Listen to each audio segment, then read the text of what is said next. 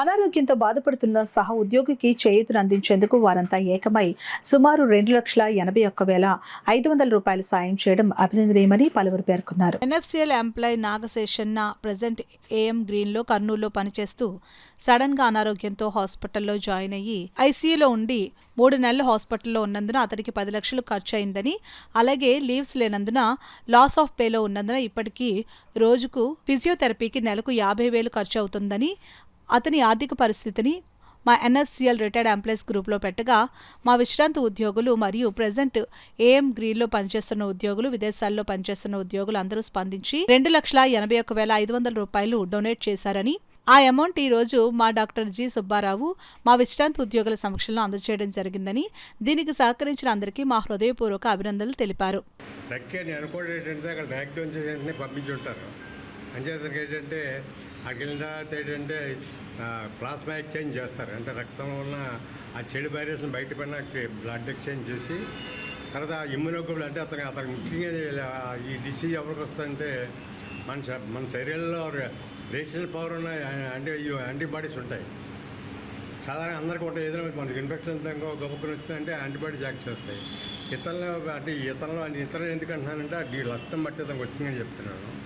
ఆ యాంటీబాడీస్ సేవన చేస్తాయంటే ఈ మనం బయట వచ్చిన వైరస్ వల్ల ఏం చేస్తారు, ఆ యాంటీబాడీ తినేయడం వల్ల అంటే అది మంచి యాంటీబాడీ చెడ్డ చేస్తాయి.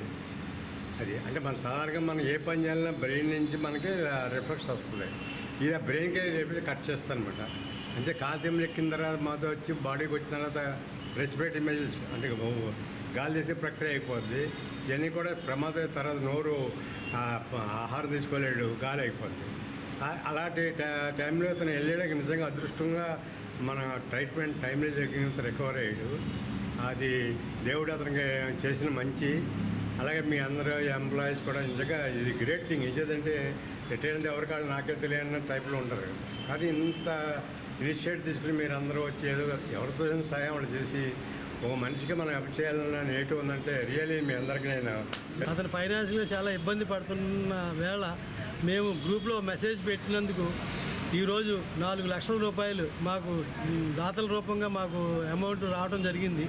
ఈ అమౌంట్ని అదే బాధిత ఉద్యోగి శ్రీ నాగశేషన్ గారికి ఇచ్చి అతని ఆరోగ్యాన్ని జాగ్రత్తగా కాపాడుకోవాల్సిందిగా కోరాము.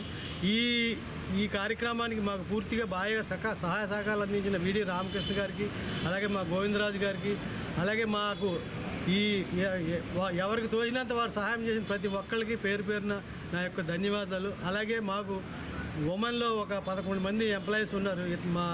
ఈ నాగశేషంతో పనిచేస్తున్న వాళ్ళు వీళ్ళందరూ కూడా తలా 11,000, ఒక అతను గంగాధరం అన్నాడు 23,000 వేసి వాళ్ళు కూడా 1,30,000 ఇచ్చారు. అలాగే ఇంకా విష్ణుమూర్తి, ఇంకా కొంతమంది దుబాయ్లో, మస్కట్లో, ఖత్తర్లో ఉన్నవాళ్ళు అందరూ కూడా మా యొక్క మెసేజ్కి స్పందించి వాళ్ళకి తోసింది 5,000, 10,000 అందరూ సహాయం చేశారు. వాళ్ళందరికీ కూడా మా ఎంప్లాయీస్ అసోసియేషన్ అంటూ ఏం లేదు, కానీ ఎంప్లాయీస్ తరఫున మేమందరం కూడా వాళ్ళకి శుభాభివందనాలు, అభినందనలు చెప్తున్నాం. అలాగే ఒక సుబ్బరాజు గారు అని ఆయన కూడా 10,000 ఇచ్చారు. వాళ్ళందరికీ కూడా మా తరఫున ధన్యవాదాలు తెలియజేస్తాం.